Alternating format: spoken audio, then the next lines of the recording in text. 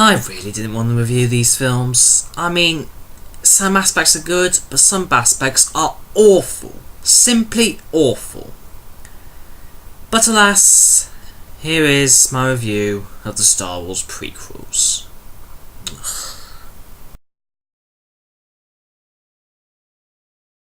And let's take a look at the first one, The Phantom Menace.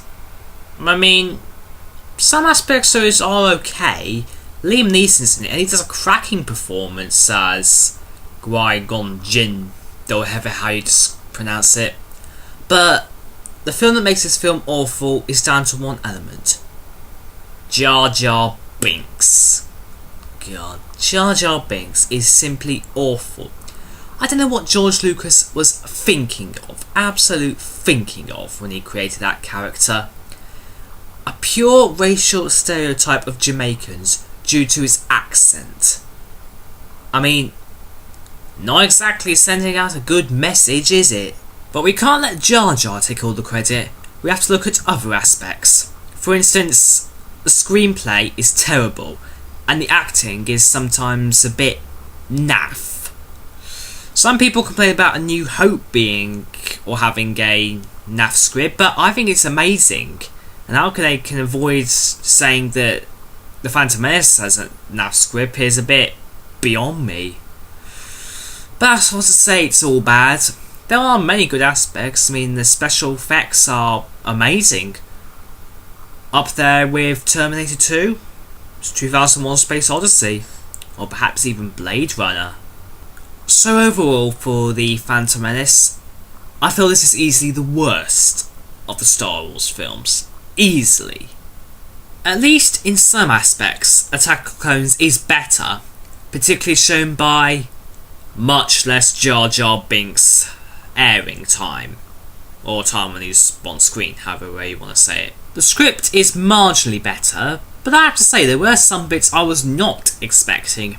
For instance, we see the origins of Boba Fett, the arch nemesis of Han Solo from the original 3 films. And I also like the ending, which sees the clones, who are revealed to be the stormtroopers of A New Hope, Empire Strikes Back and Return of the Jedi, win and give the good guys a victory. All that I liked. The special effects are again magnificent. Just a lot of CGI and a lot of fun. How they can get so many stormtroopers. Or clones. Depends on how you would say it. But so yeah, Attack of the Clones is only marginally better. And at least with Revenge of the Sith it got much better.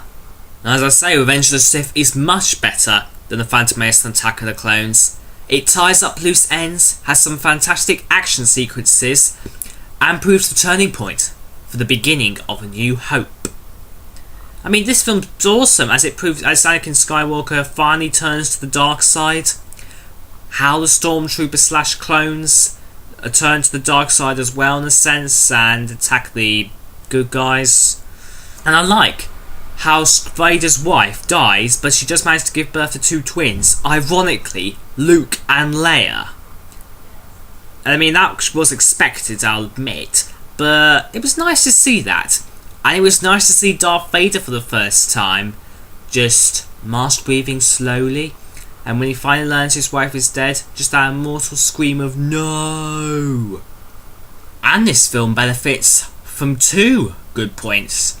Again, amazing special effects, up there with Terminator 2, 2001: Space Odyssey, and Blade Runner. But of course the main thing, the bare minimum use of Jar Jar Binks.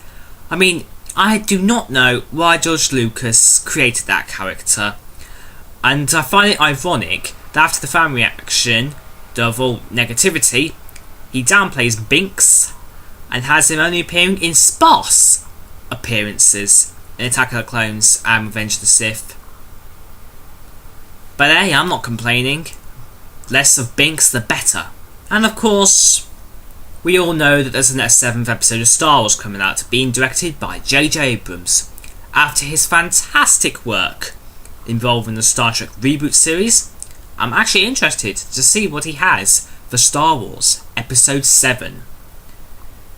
This review may be much shorter than the ones of A New Hope, Empire Strikes Back and Return of the Jedi, but hey, everyone has their criticisms about this series, and so do I.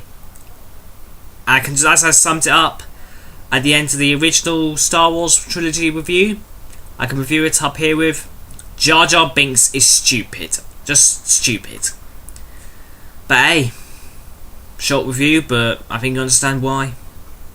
Tune in next week for when we review a far superior sci-fi film.